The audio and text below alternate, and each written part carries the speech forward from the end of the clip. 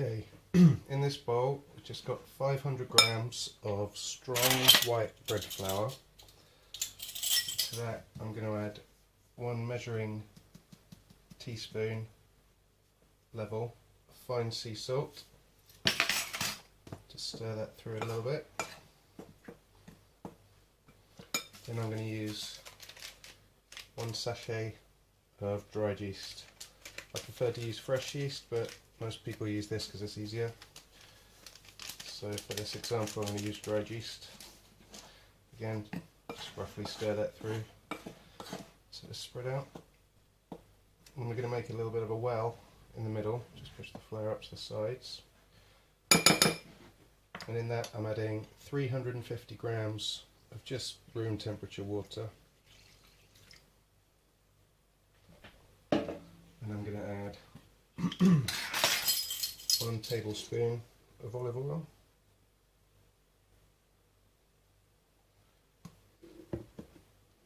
So that all floats to the top, but that'll all mix in when we stir it up.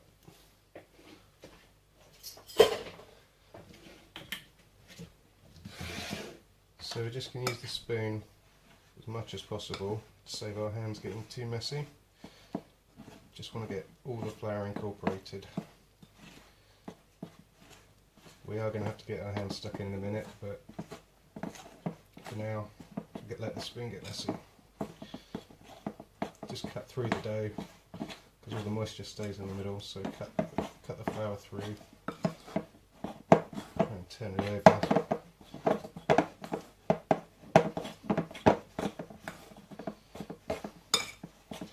So there's not much loose flour there now.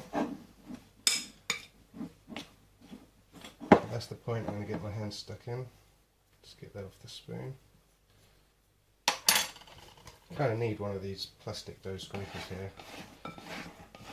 Just want everything off the bowl to the table.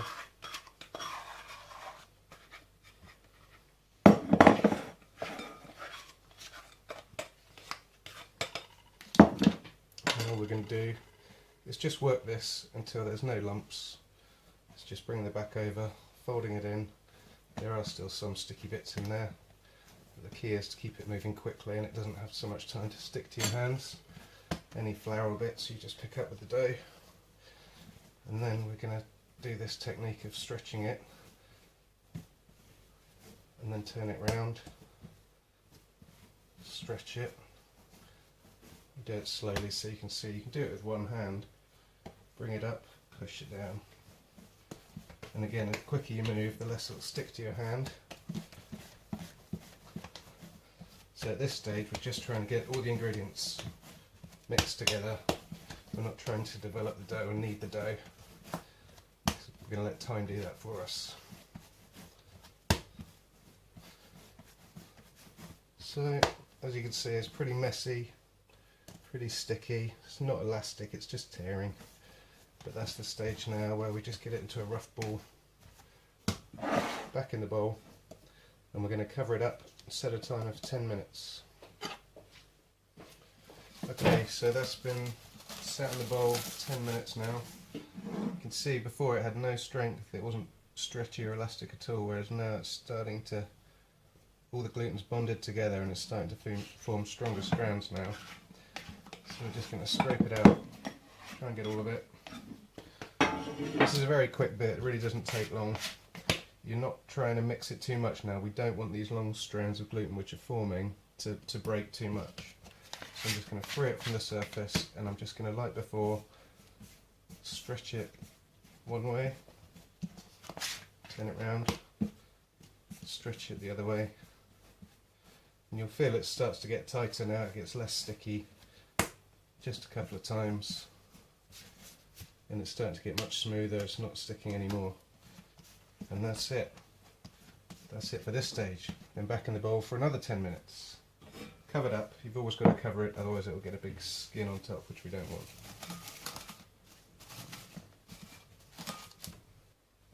Okay, so that 10 minutes is up now. We're just going to repeat that same process. Get it all out. You don't need any flour on the table at this point, because as soon as you start kneading it, it will stop being so sticky. So same again, see now it's becoming really quite smooth and stretchy. You can feel it's aerated, the yeast is getting to work. It's getting quite nice and smooth now. If you see the dough start to tear, then just stop. Like, I'm keeping the surface of that nice and smooth, that's enough. I can feel that if I pull it any more, it's going to start tearing, so you've got to use your judgment on it. But you can see it's kind of springy now, it's springing back, it's not sticking to the table. It's going to have one more 10-minute rest, one more repeat of that action, and that's all they're needing. Okay, so this is the last time we're going to do this in the kneading process at the beginning. Starting to really notice it's getting bigger now. So it's the same process as last time, just rolling it up one way and the other way without tearing the dough. You'll start to notice some big air bubbles forming now because the yeast is really getting going. But that's all it takes, not much at all by this point. Just form it into a nice ball. At this stage,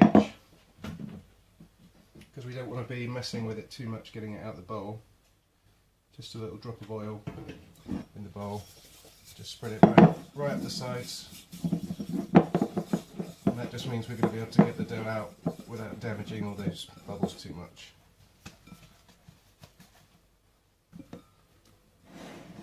So this time we're going to set the timer for 30 minutes, and then I'll explain what you can choose to do with it after that. Okay, so that's 30 minutes up. So we're going to do now, see it comes out much easier now that the bowl's been oiled. So we're going to knock out some of that air, but we're going to do it by folding one half over, and then the other half over, and the other way. So all four sides have been folded. Knock out some of that gas just by pushing the sides into the middle. This is basically upside down, so we're working on the bottom, and then when you roll it over, you've got the smooth surface on top. So at that stage, it's really good if you can just put it in the fridge, and that will last 24 hours. Every time it fills up the bowl, just do that process again, and it will stop rising, and then that'll be great to use later on. So keep it covered again all the whole time. If you want to use it fresh without putting it in the fridge overnight, just set the timer for 30 minutes and it's ready to go. Okay, so this has been in the fridge for like an hour now.